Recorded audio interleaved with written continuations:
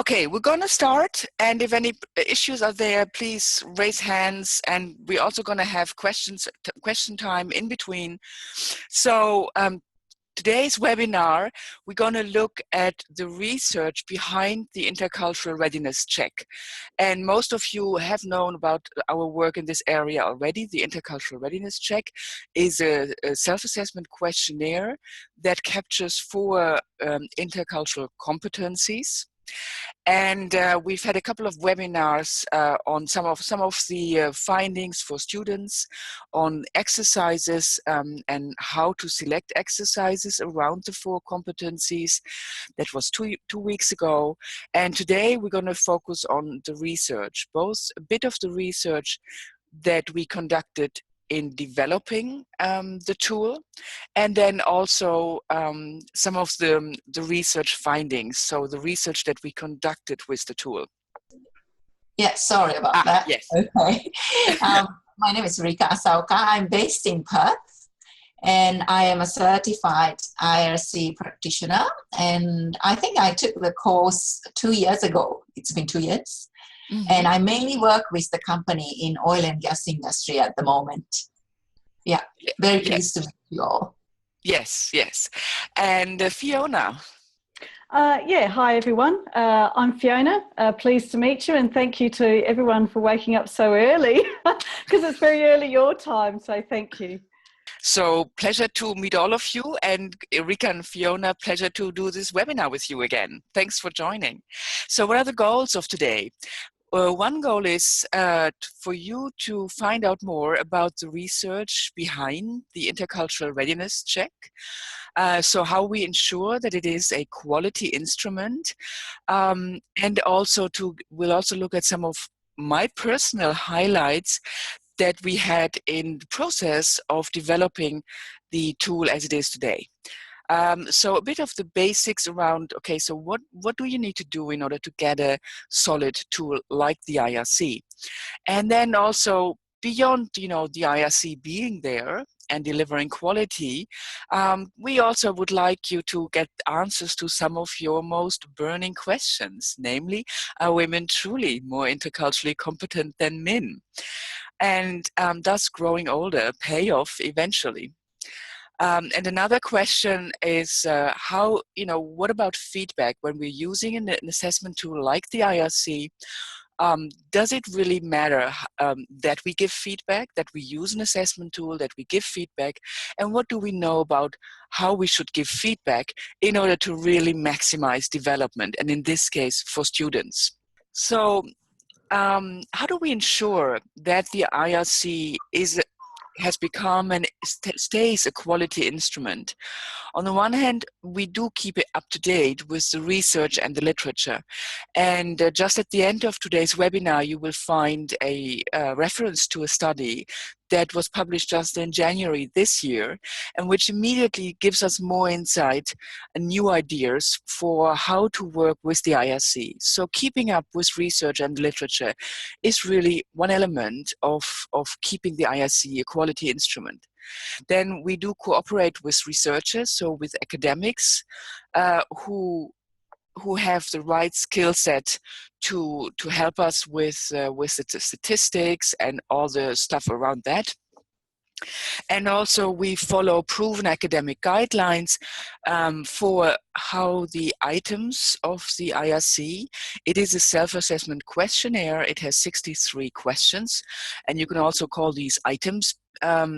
So how these questions are formulated, how they're constructed, then also which answer scale to use and which ones not to use, then also how to work with the answer scale, and of course around the classics of the reliability, so the sturdiness, the stability of the assessment of the 4 measurements, the 4 groups of items, that they are really measuring precisely the reliability and the validity of the IRC, of these 4 competence scales, so that we can claim righteous, to the best of our knowledge, that the IRC is assessing what we say it is assessing.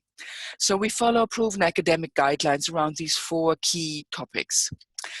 But when doing all of this, basically what we still have is only the inside of a car. We have a steering wheel, we have a motor, we have an engine, we have a brake. So this is all just the basics, the inside of a car. But nobody buys a car because it has a motor and a brake. We buy a car because, as the Germans say, because of the Fahrvergnügen, the driving experience. And so the reliability and stuff like that, that's just a given that needs to be in place. But then we want to enjoy working with the IRC as intercultural professionals. So we also very much focus on user friendliness, on making sure that we have a constructive feedback dialogue, because it's in this dialogue that learning really takes place. That we work and develop continuously rich learning materials, and there's by now a lot of stuff we've developed, too much to share in a webinar. And we offer follow-up learning and networking for our licensees, so continuous professional development and networking opportunities for our licensees. So this is really the two things, the inside of the car and the driving experience, that we have invested in and feel strongly about around the IRC. This is a visual showing you 3 basic steps in the construction of the IRC. In the beginning, we actually wanted, that's about more than 15 years ago by now, we actually wanted to look at a complete set of 6 intercultural competencies. And you see them here: intercultural sensitivity, intercultural communication, preference for certainty. And with that preference for certainty, we've said, okay, if you have a strong need for certain and predictable situations, you may find that multicultural settings are more challenging for you. So we wanted also to know how people deal, how they deal with certainty or uncertainty. And then we had 3 clusters of competence, 3 clusters here. One was on leadership. We wanted to know, okay, so for those of you who are leaders in this intercultural world, how are you doing this? Are you good enough with this?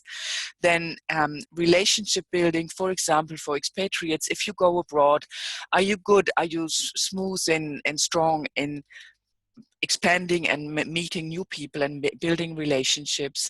And then also conflict management. How do you deal with conflicts between cultural values? That was the initial list. We had our first round of constructing the IRC, testing the items, more than 150 items for these 6 areas, and gave them to 137 respondents. And the factor analysis showed that actually we could indeed measure 3 of the desired competencies, but that for the 3 of these last 3 clusters, some items just didn't work, some scales didn't work, and that it would be better to bring these together into building commitment. So the IRC1, and I'm going to keep it short because we no longer use the IRC1, we had now these 4 competencies with building commitment as a new term. As we used the IRC1, we gathered more and more data, and in at the beginning of 2009, I said, okay, listen, we're sitting on all this data. It's like a huge orange, and there's juice in this orange. I was getting really kind of like nervous. I thought we need to do something with the data. And so we engaged researchers from the University of Ghent in Belgium, which we found through contacts in the Netherlands, and Professor Johnny Fontaine and his doctoral assistant Koen Beirens. They conducted for us a massive principal component analysis, where they used the input from a total of 10,000 respondents, so from 137 to 10,000, and split this in 2 sets of 5,000, so that they could run 2 independent analyses and to compare the results of these 2 analyses. So a whole massive body of knowledge went into this. So, and as a result of that, we were exceptionally certain that the new version of the IRC was really a very, very, very solid instrument. So what you see here in the step from IRC 1 to 2 was the switch from preference for certainty to managing uncertainty, which is basically, it's just another way of another focus. So instead of saying people, hey, you have a strong need for certainty, that's why you have a high score here, we now say you may want to focus on how you manage uncertainty, so you have a low score now and you can bring it up. So the thing was that when we gave feedback on IRC 1, sometimes people had low scores on sensitivity and communication, for example, and not a great score on building commitment either. And they looked at their feedback profile and saw the high score on preference for certainty and said, oh, at least I have a high score here. And then we had to say, well, actually, you know, that's not what we would recommend you have. So we wanted to have a more parsimonious message. And it's also more in terms of doing something about staying active, about your need for certainty that is expressed in the name managing uncertainty. A couple of reasons why we conducted this massive analysis. First of all, we wanted to have better scales. You can always improve the scales, or you need to check whether they can be improved. So we want to fine tune which items go with which scale. And then we wanted to separate the measurement of the 4 competencies, have clearer measurements, which we did also achieve. That is all a statistical technique that you can apply. And we wanted to make the feedback that we give to people more accessible.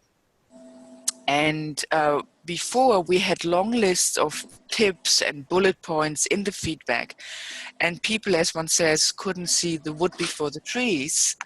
And we wanted to have a more accessible feedback. So what we achieved is, I'm going to skip this here. We had these 4 competencies, and there you see the definition and the pictures we're now using.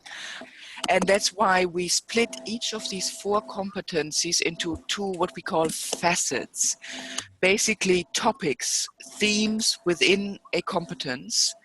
You see here, I'm not going to read all these 8 facets. I really want to move away from my habit of PowerPoint karaoke, so just reading what's on the slides.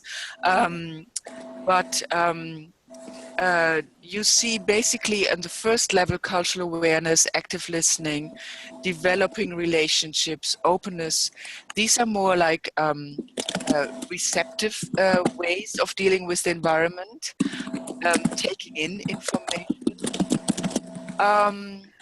And the second layer of facets, adapting your style, reconciling stakeholder needs, exploring new approaches of doing things. These are more active things, doing something in the world. So this is a different focus of the various facets. And the key thing is that in the feedback, everyone gets an 11-page report. And for each competence, we have 2 pages of feedback. And then within these 2 pages, we zoom in on, hey, how are you doing on cultural awareness, for example? And how are you doing on attention to signals? And it can be that someone has a medium score on sensitivity, but is actually quite aware already of cultural differences, but doesn't attend to signals. And another person might also have a medium score on sensitivity, and this time may pay attention to signals, this person, but may not be so aware on cultural awareness. So we give differentiated feedback, and people can quickly identify what would be good for them to focus on. On all these 4 competencies, on each competence, people differ depending on a scale from 1 to 9. Which is based on the normal distribution. So the score tells you where you are relative to the entire database. how other people do things. You can compare yourself to other people on a scale from 1 to 9. And on the facet levels, first of all, people with the same competence score can have different strengths in the facets. And each facet is, there you get feedback on a scale from 1 to 3. Actually, this needs your attention, or this is a medium level of expression, or this is the relative strength. And so you have really kind of like a very individualized feedback with very different ways of giving different types of feedback and tips and advice that people receive. So that is the written feedback, which is customized around these concepts. When we then give verbal feedback, oral feedback, then we focus very much on the specific questions and needs and goals of the people who receive the feedback. So if an oral feedback then works with this, but can be really customized to the process, to what comes out in the feedback. So to summarize, assessing the 4 competencies, the IRC is a valid and reliable questionnaire. We've developed it now and improved it over 15 years in cooperation with the universities of Amsterdam, Groningen, Ghent, and Toronto by now. We now have data from 47,000 people from over 100 countries. And it's a completely representative group of everyone who's taking part in trainings and coachings. And by now we have to answer your question about higher education, by now we have about 3,500 students. And more universities are also using the data for their own research. So we have currently 4 research studies underway at higher for students. And certainly enough stuff for new webinars. Yeah, so this is a summary, and then comes our second part, get answers to some of your most burning questions. So at the moment when we had a solid questionnaire, we started to collect data. And the data we collected was such that we could also do our own research. So get new insights into the factors that influence competence development. So I'm going to start this time with the question of the role of age. Do we become more competent or less competent as we grow older? Then we're going to move on to the gender question. And then we're going to look at quite recent research on how to best give feedback on intercultural competence results. So what we've done is all the people who filled in the IRC over the years, they also answered a couple of extra questions. And one of the questions was, we offered them 5 age categories, and you'll see these age categories. And when I kind of like turned 45, I thought, well, maybe we need to change the age categories. Have another one. But so these are the age categories. So we correlated, we checked how people within a given age category, how they score relative to the entire database.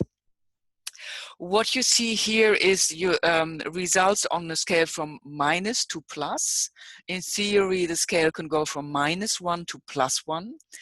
And this is a way of saying, okay, if we look at the entire database, there is kind of like an absolute average of scores. And now we are putting people into their groups, and we look at how each group compares relative to this absolute average.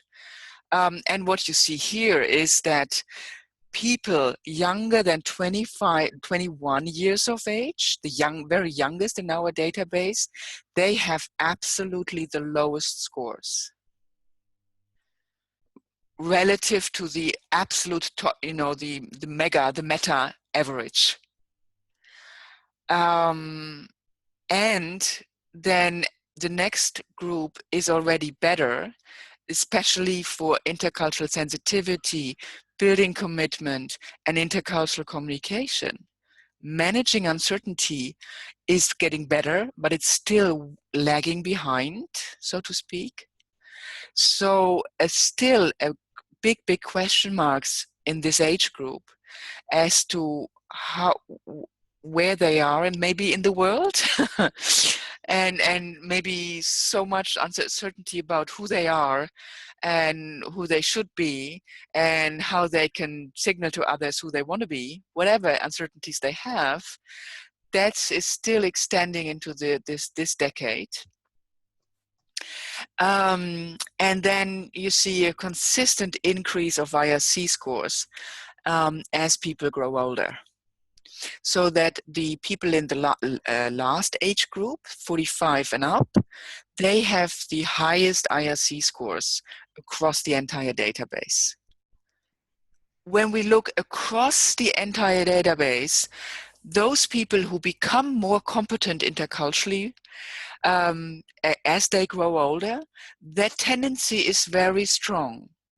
However, it could be, and this is what we do not see in this slide, it could be that across the entire database, there is also a group that is resistant to learning, that has been affected by the racism virus, and that is then when you get into this line of thinking, you make the world, you turn the world into material that confirms your thinking. And that is also what, excuse the mo, and I hope, I'm not going, that is what certain politicians these days are doing. They are feeding on the fear of people, and they are heating up the fear for their own personal goals and political goals. An agenda. We see this in several countries, some of them represented in the audience here, including me, my country, Germany.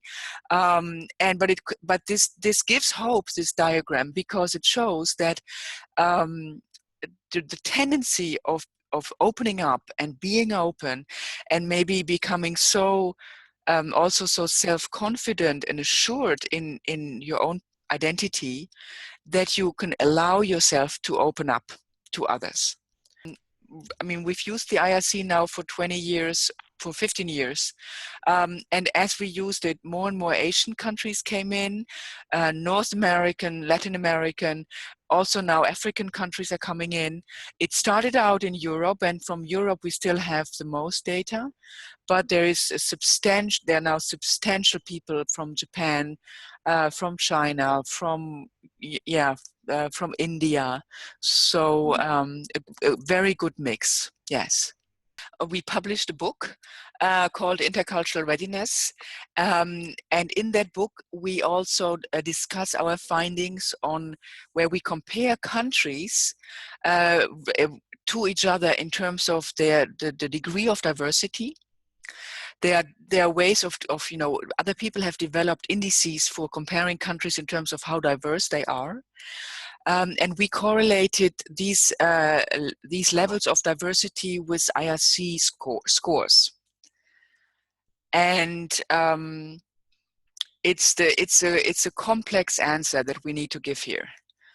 And it's what we might naively or spontaneously think is that as there is more diversity within a country, there should also, these scores should go up. That should naturally develop our competencies, but unfortunately, it's not that simple. The various groups in culturally highly diverse countries, they need to also meet in certain ways. So in order for that openness to take place just by having more diversity. Yeah. We collected data for the past 15 years, which we would say is still very recent in terms of relevance for today. For the younger people, we did one comparison. Again, it's also, we discussed this at greater length in the book. We had 3 groups of youngest respondents, and it was the group of, I think, younger than 21 years, where we had initial data from people who were at that age in around 2004, then people who were around that age in 2009, I believe, and then again people around that age who were at that age 5 years later, 2014. And so we compared cohorts, you call that cohorts, people who had the same age but at different times in history, so to speak. And we found some evidence, initial evidence, guess what? That the WhatsApp generation is not working hard enough on developing their IRC competencies. Maybe we should WhatsApp a bit more about the IRC competencies. No, so that it's a very small comparison, so just enough to get some statistics going. But that evidence so far shows that those people who were at that age, the youngest age in 2004, had better IRC scores than those who are at this age now. So again, that's scrubbing nicely against our expectations. And just one last question, Ursula, here is, since this is a self-report test, how big do you see the influence of social desirability answers? Yeah, well, it's across the entire database. You can assume that everyone uses, well, it's where there's two steps. Social desirability in self-assessment can be so strong that you don't get any information anymore. Everyone just says the same. For example, if we had the question, I'm sufficiently intelligent for everyday purposes, please answer yes or no. Probably all of us would answer yes. And we might as well delete that question because we don't see differences between people. So we kept only those questions that gave us enough differences in how people answer. And you can test this again through, the numbers checking. And then for the remaining answers, you might say that actually when you know that how you should answer the question in a desirable way, that is already part of your competence. So it's kind of like, would you send someone to China who doesn't want to be socially desirable or who doesn't know how to be socially desirable?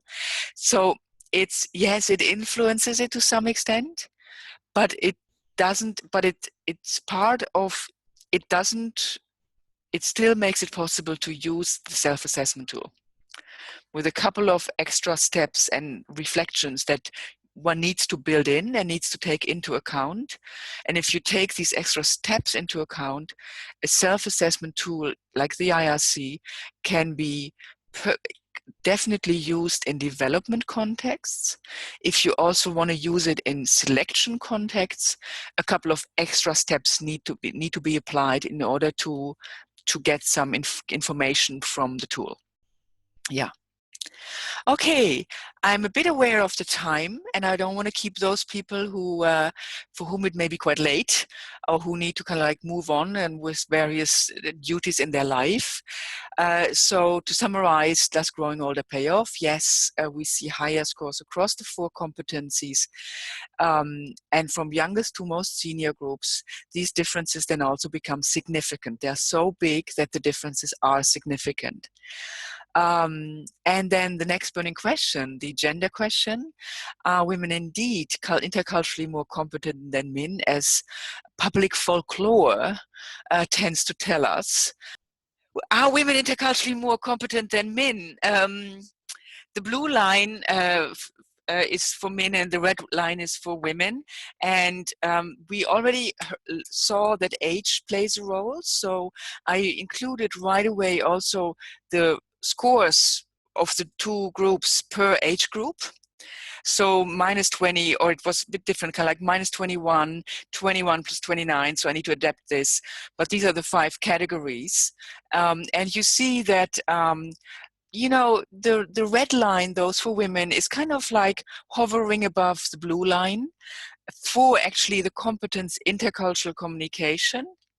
However, even though this looks like a difference, this difference is not significant for intercultural communication. So there is no systematic difference women are not better in intercultural communication across the ages than men. And the next competence here, you can see it immediately. Probably this is not a significant difference. The two lines are practically in parallel. So again, here we did not find a significant difference. Now look at this one. Which competence is this one here? This is the competence intercultural sensitivity. And the lines, the difference between the two lines that you see here, that is a significant difference. And interestingly, what you see here also at the youngest age group, you see that the two lines seem almost kind of like next to the 2 points, seem at the same level. And whatever difference we see there in terms of numbers, that difference is not significant. So at the youngest age group, young women and young men, they do not differ in terms of their intercultural sensitivity. And then as they become older, at some point, the difference between both of them become better. So men become interculturally more sensitive and women as well. But women, in a way, develop this competence faster than men. So at some point, they are significantly more interculturally sensitive than men. And the same picture emerges, this is a quote from Chris Rabaglia, who helped us with the research. And she writes, for this competence, there is a non-significant difference between the genders at the youngest age group. And you have here the specific numbers for the tech freaks among us. By the oldest age range, women are now outperforming men. And this effect, whatever effect we found has a certain size. And we need to also test whether the size of the effect is big enough. And so there are certain conventions for doing this, and the tech freaks among you can now see the numbers, that the difference, the size of the effect of the gender difference at the oldest age group, that is more than a small effect. And a similar picture emerges for managing uncertainty. You see that for a while, the two lines are in parallel, but then as we grow older from the two latest age groups, there the difference becomes significant. And here to quote Chris, the youngest age groups, we don't see a significant difference. For the oldest age group, we do see a significantly higher score for women over men. And this effect is significant, but it's a small effect in magnitude. So taken together, the results do suggest that increased age is associated with better scores to a degree that's greater for women than it is for men for these two competencies, intercultural sensitivity and managing uncertainty. And so to answer our burning question, are women interculturally more competent than men? And the answer is yes and no. Okay, I'm going to move on because, coming to the feedback, so do respondents accept that they need to develop these competencies? So does assessing the competencies and then giving feedback on the assessment, does that actually help them and motivate them to invest into their development? This is the cover sheet of the IRC on the 4 competencies, the scores from 1 to 9 I mentioned earlier. And so there's 11-page report. It's available in 8 languages. And so this is the written report. And you'll get a sample profile together with the slides. A bit of more input, and I hope you still have time to stay tuned. Otherwise, you'll need to do with the slides. There is a change model that was developed by Prochaska and Di Clemente. 4 stages, 4 core stages we're going to focus on today. There is a pre-contemplation phase where people don't accept, they are not yet ready to accept that something needs to change. Then at some point they say, okay, maybe I need to do something. They accept they need to change something. Then there is the phase where they're starting to get ready, preparation phase. And then they actually take action in order to do something. We've translated this into the intercultural world. So pre-contemplation is, well, maybe it comes across like, I like people from other cultures, and I'm sure they're like me. That's all I know I need to do. So, no issue. If we all like each other, this is going to be a peaceful world. Then acceptance. Okay, maybe it's a bit more complicated. Well, I'm not sure yet what to do, but, maybe I need to do something. And then the planning phase. There's no, well, maybe, there are some tools and concepts that help me to move on.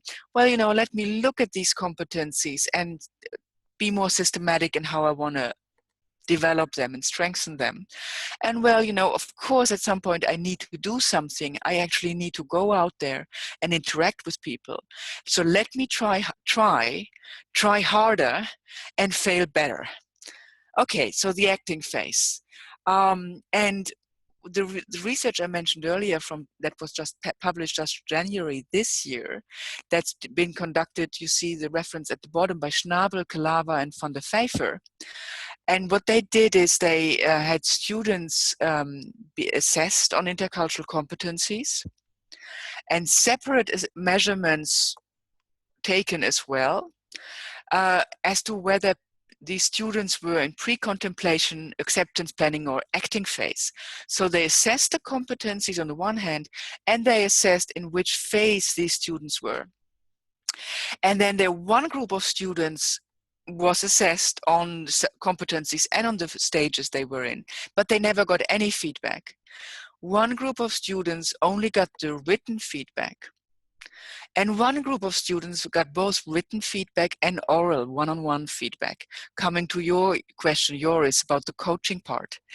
And what these researchers found is that definitely, those students who got both the written and the oral feedback, they made the biggest steps along these 4 stages.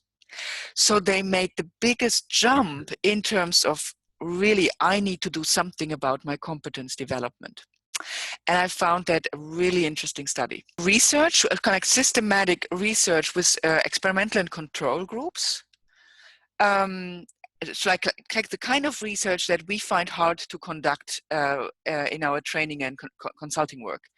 So this is what researchers are paid to do, and they conducted a study where they used a tool for assessing intercultural competencies, a different tool from the IRC, and I'm very sorry that they didn't ask us whether they could use the IRC. Anyway, they could have, but it was about assessing intercultural competencies. And they also assessed whether students, depending on the feedback condition they were in, feedback on the competencies, whether the condition of feedback made a difference as to how close they were to actually doing something with the feedback report. And so students who got both written and oral feedback, they were closer to saying, okay, let me read my report, let me really take the tips to heart, let me really think about how I can do something about my competencies that have just been assessed, as compared to students who only got the written feedback. They sometimes said, oh, well, they rejected almost the feedback. They didn't like being assessed because they couldn't make enough sense based on just the written feedback alone. And this is a real reminder for our training and coaching sessions when we work with clients, that we really push hard when we use an intercultural assessment tool, that we make the case with clients that this assessment should also be combined and financed with the proper feedback session. Anyway, how we give feedback makes a difference. When we have expatriates and their partners, it's clear we have the one-on-one session. And we do this now systematically with our expats and their partners. Use the IRC, give written feedback, give oral feedback, help them plan their assignment. However, we often also work in trainings with a whole group of people, where we have 10 or even 20 people. And maybe we didn't push hard enough with the client to also have the budget for one-on-one feedback afterwards with each of them. So given this situation, we developed a process where we would give enough time for people to digest the results while they were still in the training room, and where they would get into proactive mindset, and where they would in any case think about their own feedback that they give to themselves, and also have feedback session with their neighbor. So a one-on-one body team system of giving feedback and advice to each other. And that is the core of the feedback process that we've developed, which is builds in written and oral feedback, even in a large group. And so we are, so take a look here. So it starts with thinking of your own situation where you had to be effective across cultures. Then we have introduced the criteria for being effective. I'm going to connecting, performing, and enjoying the interaction. And the key here is the learner chooses own goals and works with the body to get and give feedback.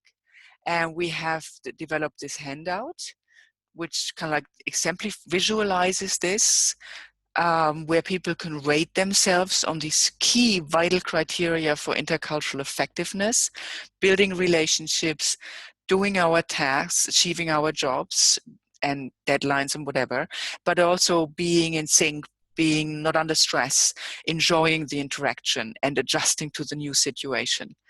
And then when they select which of the three do I want to improve first.